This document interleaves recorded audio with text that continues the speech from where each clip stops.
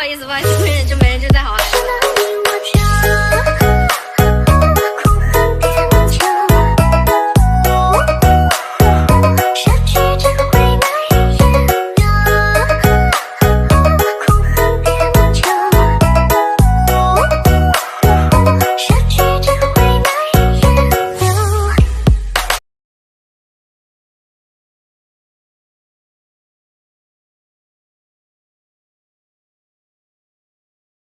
Halo, salam pariwisata buat kita semua. Kali ini kita berbicara tentang produk pariwisata itu sendiri, yang mana produk pariwisata itu berbagai macam, dari yang produk intangible maupun produk tangible. Namun kali ini kita akan berbicara tentang produk tangible, yang mana orang-orang bisa mendapatkan experience, karena pariwisata ini merupakan bisnis pengalaman yang mereka belum dapatkan di kawasannya sendiri, sehingga akan mendapatkan di tempat yang berbeda. Nah, untuk produk tangible ini sendiri ada berbagai macam, yaitu salah satunya produk kuliner, yang mana produk kuliner ini kita sebagai wisatawan itu akan mencoba untuk mencicipi bagaimana hasil olahan yang kita dapatkan di suatu kawasan tertentu. Nah, namun seiring berkembangnya waktu dan proses transisi dari demografi, geografi, dan peran bagaimana digitalisasi ini memberikan kita kemudahan untuk mengakses dan berinovasi terhadap bagaimana produk itu dikembangkan secara baik itu molekuler maupun manufaktur. Dan wisata yang pada basicnya itu yang lebih kita kenal dengan bagaimana hakikat seseorang itu melakukan perjalanan ke suatu tempat, yang mana tempat tersebut itu merupakan tempat yang asing bagi wisatawan itu sendiri. Nah, kali ini kita akan mengajak teman-teman semua untuk melihat bagaimana hasil daripada produk pariwisata yang telah ditetapkan sebagai kawasan berupa objek untuk seseorang itu bisa melakukan rekreasi dan mendapatkan pengalaman yang berbeda. Nah, berbicara tentang gastronomi adalah bagaimana suatu olahan pada produk makanan itu sendiri bisa kita dapatkan di suatu tempat, tidak hanya untuk mencicipi maupun merasakan daripada produk makanan itu, melainkan bagaimana kita diajak sebagai wisatawan itu langsung terjun secara praktik di tempat tersebut. Misalkan sekarang kita melakukan kunjungan ke suatu tempat, yang mana tempat tersebut itu atraksi utamanya adalah atraksi makanan sebagai daya tarik wisatanya, yang mana hasil olahan mereka berbentuk beras misalkan. Nah, kita sebagai wisatawan itu akan diajak untuk bagaimana cara menanam, mengolah, sampai proses pemasakan, sehingga kita bisa merasakan pengalaman yang berbeda di tempat tersebut. Untuk itu, kita sebagai wisatawan itu akan mendapatkan suatu pengalaman yang berbeda. Nah, kali ini saya akan mengajak teman-teman setelah melihat video dengan durasi 22 detik ke belakang tadi, yang mana fokus studi saya di sini yaitu tentang mengangkat Kelak Kelor sebagai potensi daya tarik wisata di Lombok itu sendiri. Yang mana Kelak Kelor ini sendiri, masyarakat Indonesia itu lebih mengenal Morija oleifera Lam dengan nama kelor, spesies yang paling terkenal dari 13 genus Morigacea, dengan yang keberadaan awal tanaman ini diduga berasal dari wilayah bernama Agra dan Oudh di barat laut India, wilayah pegunungan Himalaya Selatan. Nah, perlu kita tahu bahwa kelor ini tumbuh di area yang tropis, yang mana kita bisa mendapatkan tanaman kelak kelor ini di berbagai tempat di wilayah Indonesia. Karena keberagaman dan kekayaan sumber daya yang dimiliki Indonesia membuat tanaman-tanaman itu berpotensi untuk dijadikan sebagai atraksi utama dalam pengolahan bahan pangan yang kita coba untuk implementasikan ke dalam produk pariwisata.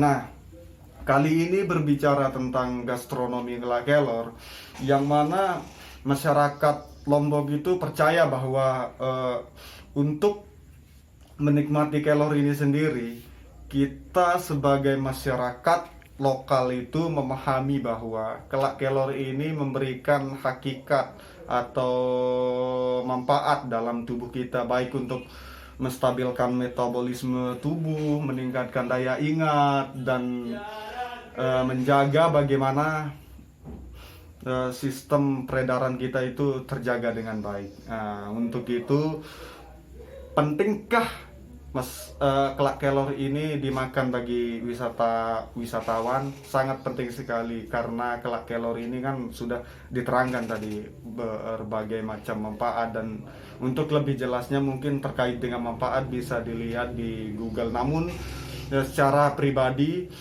meyakini bahwa kelak kelor atau daun kelor ini dapat memberikan manfaat yang baik untuk pencernaan kita. Nah, untuk itu saya harapkan sebagai selaku promotor di bidang pariwisata dapat direalisasikan bagaimana produk kelak kelor ini diwujudkan dalam bentuk kebudayaan yang semaksimal mungkin, untuk menerapkan salah satu konsep desa wisata dengan menjadikan kelak kelor ini sebagai otentik dalam pelestarian makanan-makanan lokal yang ada di daerah, dengan menjadikan kelak kelor yang belum terkenal oleh masyarakat luas akan mengakibatkan dampak atau image yang positif dari pembangunan itu sendiri.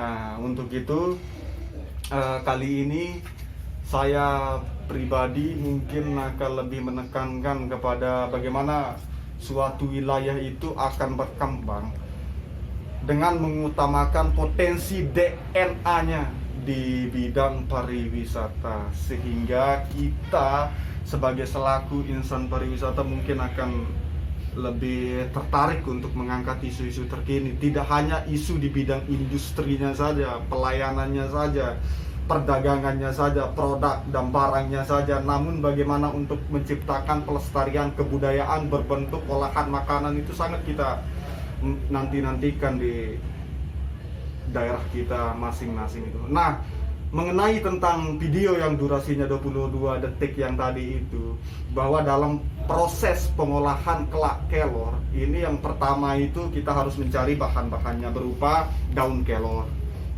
itu sebagai bahan pokok, dan yang kedua yaitu mungkin karena tadi saya melakukan eksperimen terhadap produk makanan kelak kelor untuk dijadikan sebagai tidak hanya berbentuk produk makanan yang originalitas saja, namun bagaimana saya memanfaatkan bahan-bahan lain sebagai bahan pemandu atau pemicu dari produk kelak kelor itu sendiri, yang mana biasanya orang-orang memasak itu dengan masakan yang masakan khas manis. Namun kali ini saya akan mencoba memasak dengan masakan yang panas atau pedas yang biasa dikenal oleh masyarakat Lombok, dengan cita rasa lidah kami sebagai masyarakat Lombok mungkin, atau teman-teman yang dari daerah lain, tergantung bagaimana cara selera atau bagaimana cara pembuatannya masing-masing di suatu kawasan wilayah itu sendiri. Nah, dengan menyiapkan bahan-bahan pokok utama, lalu bumbu-bumbunya seperti bawang merah, bawang putih, cabai rawit, cabai merah, asam jawa, dan jahe. Bahan-bahan tersebut dihaluskan sedemikian rupa untuk dijadikan sebagai bumbu penyedap rasa di olahan kelak kelor itu sendiri. Nah, sehingga setelah bumbu-bumbunya halus, maka kelak kelor itu siap dituangkan ke dalam kuali untuk dimasak, lalu ditunggu sampai airnya itu mendidih. Setelah mendidih, lalu kita tunggu beberapa menit, 5, 6 atau 7 menit tergantung dengan api yang saudara-saudara gunakan, sehingga rasa pahit di daun kelor itu hilang secara sendirinya, yang tercampur akibat hasil daripada kepanasan air itu sendiri. Nah, setelah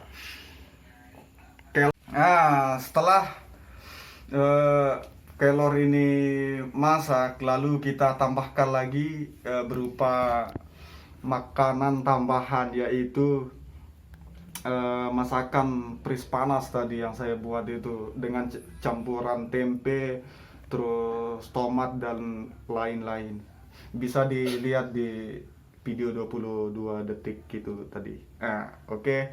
Mungkin hanya itu dari penjelasan saya, semoga bermanfaat dan semoga teman-teman atau masyarakat Indonesia dapat melihat video ini untuk disaksikan dan menjadi bahan referensi. Ketika kita melihat suatu produk pariwisata, maka disitulah letak potensi bagaimana bisnis pariwisata itu dikembangkan namun harus sesuai dengan bagaimana karakteristik atau DNA di setiap objek, wilayah, kabupaten, kota, regional, dan seluruh daerah-daerah di Indonesia.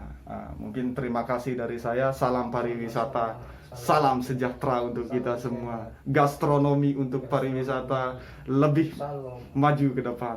Oke.